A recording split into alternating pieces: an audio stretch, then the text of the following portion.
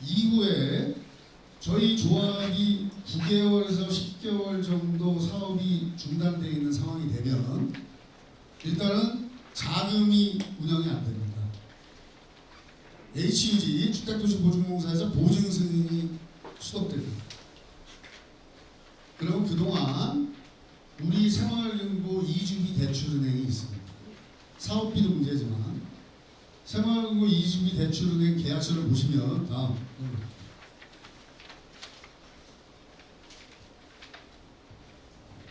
마을금고 계약서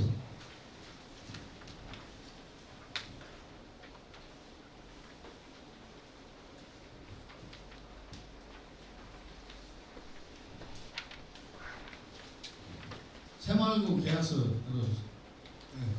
여기 보시면 이주비 대출 업무 협약서라고 이주비 대출을 받을 때 저희 조합, 시공사, 조합원, 갑을 병정이라고 되어 있죠.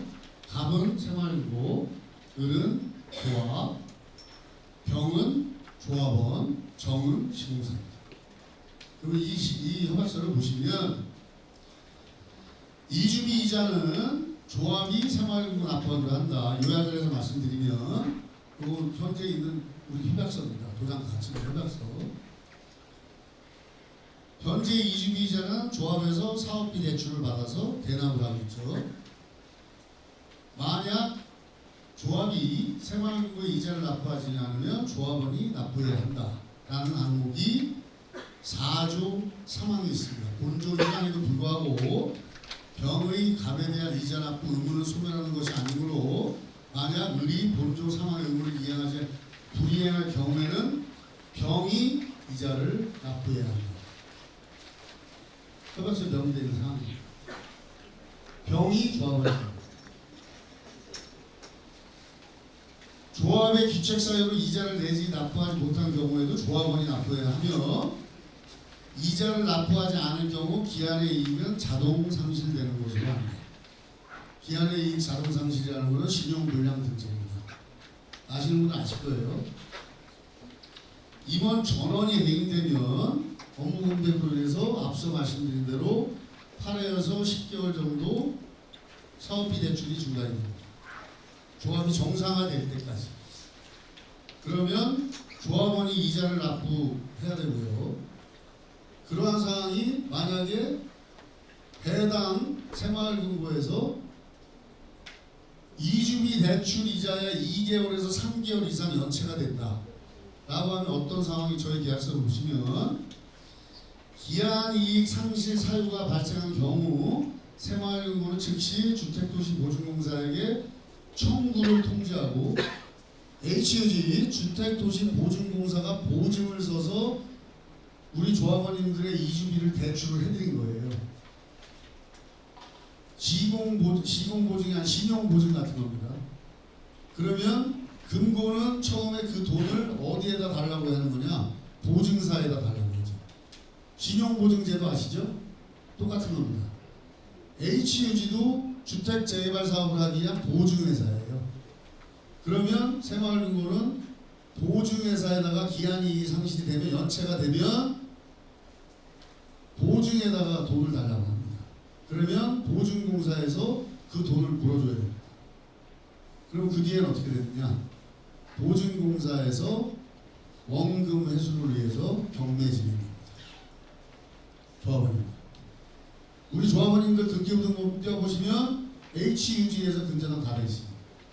그거 다 아실 겁니다. 그래서 새마을금고가 저당이 아니라 HUG가 저당.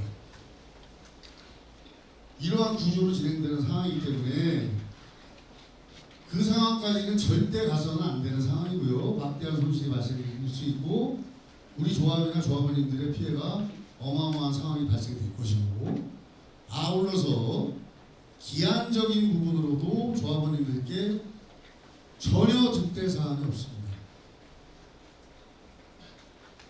어떤 상황이 물론 제가 말씀드린 바대로 앞서 조합장님께서도 자세히 말씀을 드린 바와 같이 사업 기간의 연장이라는 어떤 조합원님들의 뜻에 부응하지 못한 이런 여러 가지 부분들은